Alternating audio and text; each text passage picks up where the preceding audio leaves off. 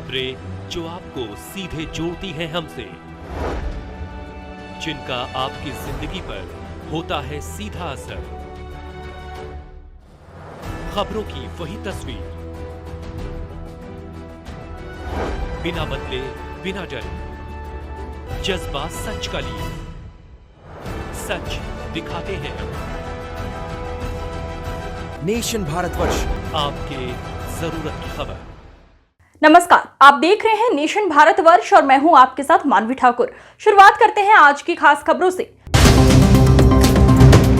बिहार सरकार के भवन निर्माण मंत्री जयंत राज ने बिहार में बढ़ते अपराध पर बड़ा बयान दिया है। जयंत राज ने कहा कि चाहे सारण का मामला हो या मुकेश सहनी के पिता का मामला हो या बिहार में कोई भी आपराधिक घटनाओं पर मुख्यमंत्री नीतीश कुमार चुप बैठने वालों में से नहीं है। उन्होंने कहा कि बिहार की प्रशासन उचित कार्रवाई करेगी और जो लोग इसमें संलिप्त है उस पर कठोर कार्रवाई होगी। उन्होंने कहा कि जो लोग आरोप लगा रहे हैं उनके मुख्यमंत्री आवास से आपराधिक घटनाएं बिहार में कैसे चलती थी ये सबको पता है और जनता उस दौर को देख चुकी है। जयंत राज ने कहा कि जिस दौर में मंत्री आवास पर अपराधी बैठक कर अप्रत्यक्ष घटनाओं को अंजाम दिया करते थे, इसलिए वे हमें नहीं बताएं कि आपराधिक घटनाएं बिहार में बढ़ी हुई हैं। बिहार में सुशासन का राज है और बिहार के मुख्यमंत्री नीतीश कुमार किसी अपराधी को नहीं छोड़ते हैं। सर, जिस तरह से सारण में ट्रिपल मर्डर हुआ है, लगातार विपक्ष जो है सुशासन पर सवाल उठा रहे हैं। देखिए, जो भी अपराध की घटना हुई है उस पे पुलिस प्रशासन पूरी तरह से पूरी मुस्तैदी से लगा हुआ है।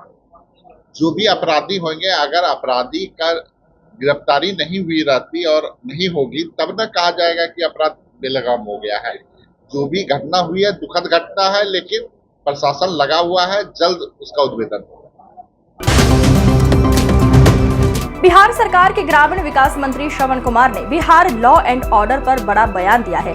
श्रवण कुमार ने कहा कि मुकेश सहनी के पिता के हत्यारे जल्द पकड़े जाएंगे और उन पर बेहद कठोर कार्यवाही की जाएगी। उन्होंने कहा कि बिहार में शासन व्यवस्था पहले से काफी बेहतर हुई है।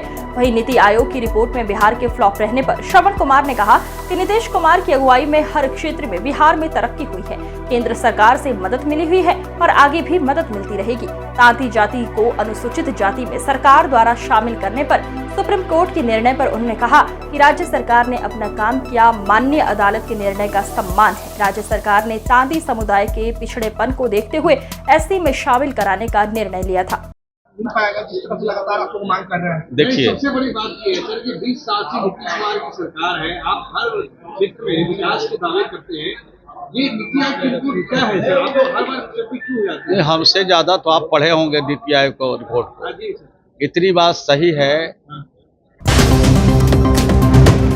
बिहार सरकार के पूर्व मंत्री मुकेश सहनी के पिता की हत्या के बाद पूर्णिया सांसद पप्पू यादव सुपौल पहुंचे, जहां उन्होंने मुकेश सहनी से मुलाकात की और गहरी संवेदना व्यक्त की। इस दौरान सांसद पप्पू यादव ने कहा कि मुकेश सहनी के पिता एक बेहद सज्जन व्यक्ति थे, किसी के साथ उनका कोई विवाद नहीं था। ऐसे सज्जन व्यक्ति की हत्या इतनी निर्दयता से की गई कि देखकर रूह कांप जाती है। पप्पू यादव ने कहा कि ये घटना सिर्फ मुकेश सहनी के लिए नहीं बल्कि पूरे प्रदेश के लिए दुखद है। उन्होंने सरकार से अपील की है कि जल्द से जल्द दोषियों को पकड़ा जाए और स्पीडी ट्रायल के तहत उनको फांसी दी जाए।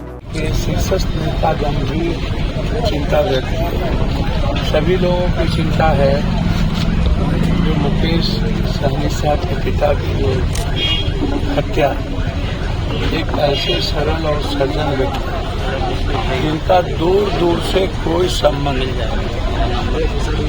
कोई भी किसी व्यक्ति के साथ आज तक कोई विवाद ना हो और ना ही ऐसे व्यक्ति के द्वारा किसी को आहत पहुंचाया गया। बिहार सरकार के पूर्व मंत्री मुकेश सहनी के पिताजी जितन सहनी हत्याकांड के बाद तेजस्वी यादव ने एक वीडियो जारी कर नीतीश सरकार पर बड़ा हमला बोला है। उन्होंने कहा कि बिहार में इस समय पूरी तरह से गुंडाराज स्थापित हो चुका है। इस बढ़ते अपराध को देखते हुए नीतीश सरकार से लोगों का भरोसा उठ गया है। नीतीश कुमार के हाथों में बिहार सुरक्षित नहीं है और उनसे बिहार नहीं चल रहा है। उन्होंने कहा कि इस तरह की हृदय विदारक घटना से स्पष्ट होता है कि बिहार में अपराधी जब जैसे चाहते हैं अपराध करके निकल जाते हैं और पुलिस प्रशासन कुछ नहीं कर पाती है। ऐसा लगता है कि सरकार और प्रशासन अपराधियों के सामने कमजोर पड़ रही है, क्योंकि सत्ता के द्वारा अपराध और अपराध करने वालों को संरक्षित किया जा रहा है। इसके साथ ही तेजस्वी ने सोशल मीडिया प्लेटफॉर्म एक्स पर पिछले कुछ दिनों में हुए क्राइम की लिस्ट शेयर भी की है। और जिस प्रकार से लगातार बिहार में अपराध बढ़ता जा रहा है, सरकार का इकबाल खत्म हो गया है, माननीय मुख्यमंत्री जी का इकबाल खत्म हो गया और दो डिप्टी चीफ मिनिस्टर हैं, डबल इंजन की सरकार है और लगातार बिहार में हत्याएं हो रही हैं, बलात्कार हो रहा है, अपहरण हो रहा है, लूट हो रहा है, बैंकों की डकैती हो रही है और सरकार जो है हाथ पे हाथ धरी बैठी हुई है। सभी लोगों के मुख्यमंत्री उप मुख्यमंत्रियों के मुंह में दही जमा हुआ है। सीएम नीतीश कुमार आज यानी बुधवार को अचानक पटना की सड़कों पर निकले। पटना में चल रही सरकार की कई योजनाओं का सीएम ने निरीक्षण किया। मुख्यमंत्री नीतीश सुबह से लगातार निरीक्षण कर रहे हैं। मुख्यमंत्री पटना के कदम कुआं थाना क्षेत्र स्थित Moinul Haq stadium metro project का निरीक्षण किया। यहां से सीएम अचानक 70 फीट के लिए हुए रवाना हो गए और वहां कार्यों का जायजा लिया। मुख्यमंत्री के स्थल निरीक्षण की सूचना के बाद सभी अधिकारी सावधान दिखे। वहीं प्रशासनिक महकमे में उनके आने के बाद हड़कंप मच गया। मुहर्रम के दिन सीएम नीतीश सड़क पर निकलकर कार्यों की समीक्षा करने निकले तो अधिकारियों के पसीरे छूटने लगे। मुख्यमंत्री नीतीश कुमार खुद हर जगह का निरीक्षण करने पहुंच गए। पुराने म्यूजियम को नए म्यूजियम को जोड़ने का काम चल रहा है। यहाँ अंडर टनल बन रहा है। मुख्यमंत्री इसका निरीक्षण करने एकाएक पहुंच गए। यहाँ उन्होंने अधिकारियों से काम की जानकारी ली और कार्य को समय से पूरा करने का निर्देश दिया। मुहर्रम की 10 तारीख है यानी यौमे आशूरा का दिन है। आज करबला के शहीदों के नाम ताजिया का मातमी जुलूस आरा शहर में महादेवा महाजन टोली नंबर 1 स्थित डिप्टी शेर अली के इमाम बाड़ा से स्वर्गीय अहमद हुसैन की तरफ से शहर में निकाला गया। ये जुलूस महादेवा रोड, धर्मन चौक, टाउन थाना, नाला मोड़, पुरानी पुलिस लाइन होते हुए छोटी करबला मौला बाग में जाकर समाप्त हुआ। ये जुलूस निकलने की परंपरा लगभग 200 वर्ष पुरानी है। इसमें करबला में हजरत इमाम हुसैन और उनके 72 साथियों की शहादत को याद करके नौहा पढ़ा जाता है और मातम किया जाता है। शिया समाज के लोग विशेषकर काला वस्त्र पहनकर इस शोकपूर्ण घटना की याद में मातम नौहा करते हुए शोक मनाते हैं। कब्रिस्तान पहुंचे हैं अपने पूर्वजों के ताजिया लेकर के यहाँ पर और आज बहुत गम का दिन है। आज हज़रत इमाम हुसैन इस्लाम को करबला में शहीद किया गया। उनके 72 साथियों के साथ 3 दिन का भूखा प्यासा रख करके बहुत उनके ऊपर जुल्म किया गया। ये ऐतिहासिक घटना और पूरे दुनिया में इसका चर्चा है और सभी लोग जानते हैं कि किस तरीके से जुल्म के सामने, अत्याचार के सामने इंसानियत को बचाने के लिए हज़रत इमाम हुसैन अलैहिस्सलाम अपने छोटे से कुंबे को लेकर खड़े हुए और डट करके।